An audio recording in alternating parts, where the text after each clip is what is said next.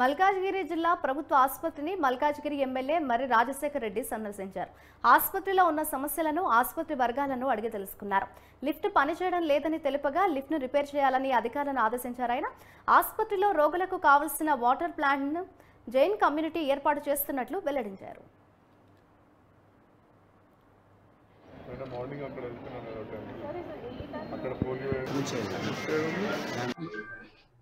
ఇవాళ మల్కాజ్గిరి హాస్పిటల్లో review meeting జరగడం జరిగింది. ఇక్కడ ప్రధానంగా ఒక లిఫ్ట్ సమస్య గత 2.5 సంవత్సరాల నుంచి ఈ లిఫ్ట్ సమస్య అలాగే ఉంది. అన్ఫార్చునేట్లీ ఏంటంటే ఇక్కడ పై ఫ్లోర్లో అంటే 3rd ఫ్లోర్లో పాలియేటివ్ కేర్ అనే క్యాన్సర్ పేషెంట్స్కి ట్రీట్మెంట్ ఇవ్వడం జరుగుతుంది.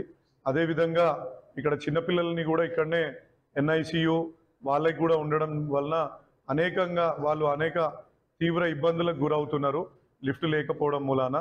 కమిషనర్ గారిని కూడా రిక్వెస్ట్ చేయడం జరిగింది ఈ లిఫ్ట్ని త్వరలోనే రిపేర్ చేయించాలని చెప్పేసి.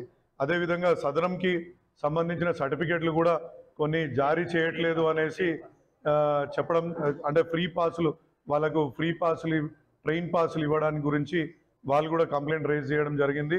ఇమీడియట్లీ మన హాస్పిటల్ సూపరింటెండెంట్ గారు కూడా త్వరలోనే అవి కూడా సహకారం అందిస్తామని వాళ్ళు కూడా తెలియజేయడం జరిగింది. అదేవిధంగా ఇంకోటి జైన్ సమాజానికి సంబంధించిన పెద్దలు కూడా ఇక్కడ ROR ప్లాంట్ ఏర్పాటు చేయడానికి కూడా ముందుకొచ్చిండ్రు.